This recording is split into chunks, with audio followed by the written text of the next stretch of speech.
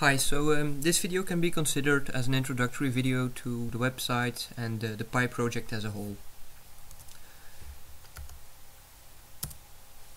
The goal of the website and the project was to provide libraries with a cheaper digital platform, and the main argument for this is why should they pay 300 euros or more for a desktop that's just sitting there all day waiting for someone to use it for 5 seconds to browse an online catalog to retrieve a book. It's just not efficient.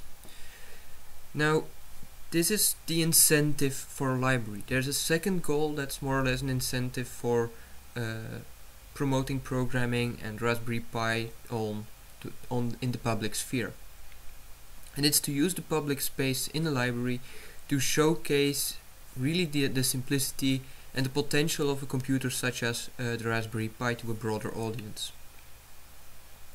So as a means for this project I will use single board computers. And now to explain this to you I will write tutorials, or I have written tutorials, I've made videos for them as well. There's also a custom written Python software that's available for you to use. You need to set it up, but it's fairly simple if you follow the instructions. And of course everything is documented. Now what shall we use for this project? We shall use small and cheap devices such as the device you can see on the screen. It's a Raspberry Pi 3B, and they have a few advantages aside from the price. First of all, they also require less power and less space, and they generate no noise. They are completely fanless, and they also produce less heat. So what is the Raspberry Pi? And this comes straight from the raspberrypi.org website. The Raspberry Pi is a credit card sized computer that plugs into your TV and keyboard. It is a capable little computer which can be used in electronics projects and for many of the things that your desktop PC does, like spreadsheets, word processing, browsing the internet and playing games. It also plays high definition video, and we want to see it being used by kids all over the world to learn programming, which is of course a goal that I picked up and is a goal that I try to promote with this project. So why did I choose the Raspberry Pi? Well, first of all, the price. It's extremely cheap. In Belgium you can pick it up for €39.95, including 21% VAT. And also the availability is quite high. You can get it on Amazon or just a local retailer. Some of the electronics stores have them in stock, so they're easy to get. It's also a very flexible platform. There are a lot of different hardware mods. You can add touchscreens to them, you can add heatsinks to them, or whatever you seem fit, meaning that you can customize them fairly well. Aside from that, there are also a lot of internet resources. You can watch on YouTube how you have to do something, you can read for the forum of Stack Overflow if you're stuck on something, and most importantly, there's an entire forum dedicated to the machine on their website. There are of course other devices. So Intel has produced the Edison and the Galileo boards. NanoPC has produced T1, T2 and T3, especially the T3 is a really powerful device. Then there's Latte Panda and Parallella. Both of these are a little bit pricier than Raspberry Pi 3B, but both of them are really powerful as well. So you can take a look at these as well if you think that Raspberry Pi 3B isn't fast enough for you. Now, however, keep in mind that the alternatives that I mentioned were some of them were a lot more expensive. There also were less hardware mods available. Now, you don't need to choose out of 5 touchscreens, but it's nice to be able to choose. And the hardware that was available for the other project has a tendency to be a little bit more expensive as well. But perhaps the most important drawback is that they had less online resources available. Now, I think that this will change over time because some of these devices are newer than the Raspberry Pi 3B. So now looking into the project itself, the Pili project. So it's meant to be used in libraries, meant to access the online catalog, and we will write, and plib is actually the Python code. It's written in Python 2.7, and the plib project, whenever I say that, it's actually the software and the hardware. Now don't bother too much about it. The whole idea was to build a software package that was able to be deployed non-intrusively, meaning that the Raspberry Pi can be used in parallel to existing Windows computers. That's one. And two, the requirement was that there was no coding knowledge needed for the end user.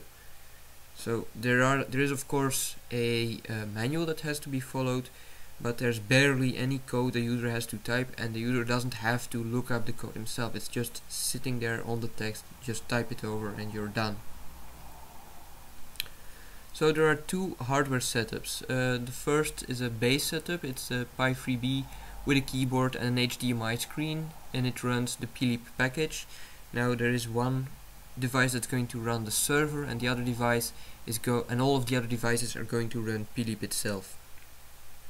There's also an advanced option that uses a touchscreen instead of the HDMI screen, and then of course still a keyboard for typing. Now in theory the keyboard can be replaced by an on-screen keyboard, but I've tried it and it's not as handy as you might think. This also runs plib, and the added advantage is that it can be built into walls, cabinets, and a lot. So an added advantage, aside from the price, is that I also wanted to give libraries something new. Libraries are not longer just passive repositories of knowledge, no longer the passive repositories of books, and oftentimes, I see this in my local library, they have these own projects and they look for public to show to it. With the plib project, they can spark interest in programming and new technologies, and actually motivate younger people to look into them, because as I will show later, it's kind of getting a problem over here. So aside from libraries, there's another major player that should be bothered about programming and education, and it's the Flemish government. So this is a pers bulletin from the 10th of October 2016, and it was published it was published as a runner-up to the European Coding Week, and the whole idea was to motivate people into programming with attention for hardware and stuff like that. Now, most importantly, they consider programming as the new reading and writing. Okay, it sounds ambitious, but then we look at the current status of the policy, and we see that there are no clear statements in the policy documents about programming. It's really vague and way too general. We also see that a lot of the documents just keep on rephrasing the same things. We're looking into this or that, or we are considering this or that, without actually making clear what the progress has been in 1 or 2 or multiple or more years.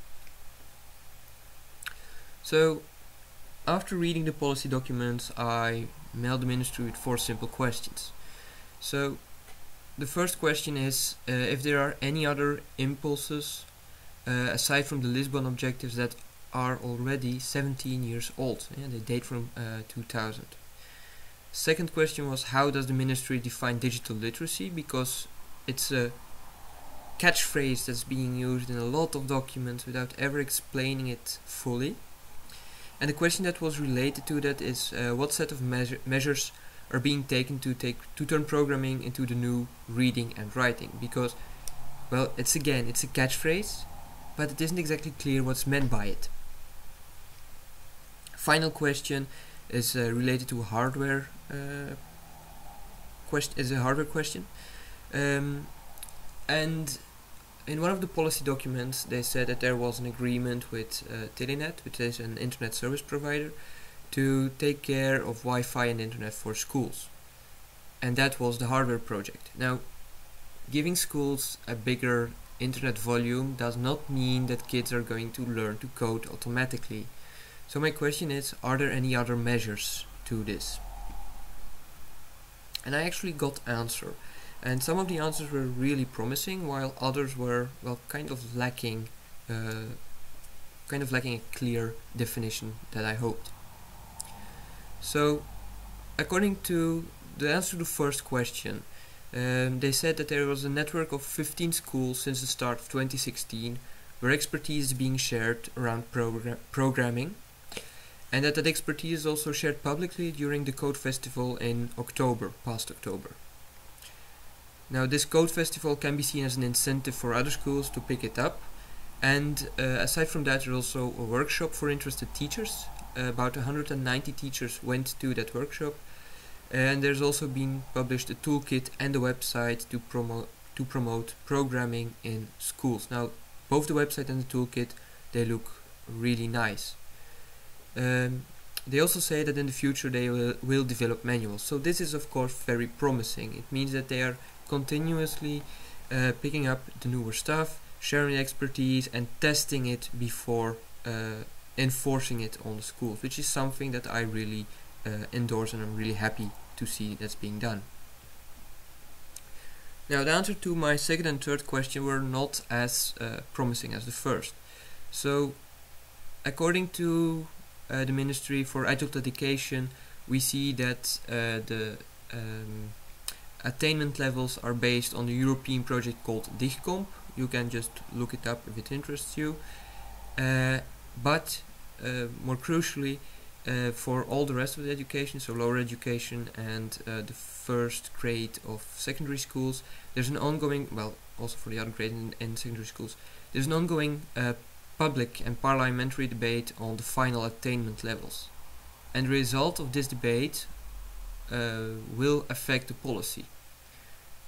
Now, I kind of want to ask the question if the public can speak meaningfully of something they don't know yet. Because Raspberry Pi is not being used by in the average household. It's a bit of a techie device. So if they don't know it, how can they speak of it? And I found the Raspberry Pi to be, well, it's not as techie as it might look on at first sight. It's really simple to use once you get to know it. And I fear that the public debate is going to omit the stuff that looks too complex without actually having a clue of what they're talking about. And the problem is real because, well, it's in Dutch, unfortunately, sorry about it, but there's a company in Leuven that gives you 15,000 euros if you just drop your books and start working for them, because they believe that you don't learn the job, you don't learn programming and stuff like that on school, you just learn it by doing it. And I kind of agree with him. I've learned more by doing stuff myself than actually reading the stuff. But it really points out how failed policy is. Now, to the final question, the fourth question, that was the hardware question, they repeated themselves again. So they said there is an agreement with Telenet for Wi-Fi and bandwidth. I've already said that it's a bit presumptuous to assume that this agreement automatically means that students will learn how to code. And they also mentioned that schools need to finance their own infrastructure based on their own needs, and that's something that's been going on since 2007. And there's no mention of hardware oriented classes or anything. Now, it's a bit of a missed opportunity, because in other countries we see that there's more attention for hardware in the school's curricula. For instance, in the UK we have the BBC Microbit. So the BBC, the British Broadcasting Company, they provide, I think it was close to 1 million kids with a small computer on which they learn to code.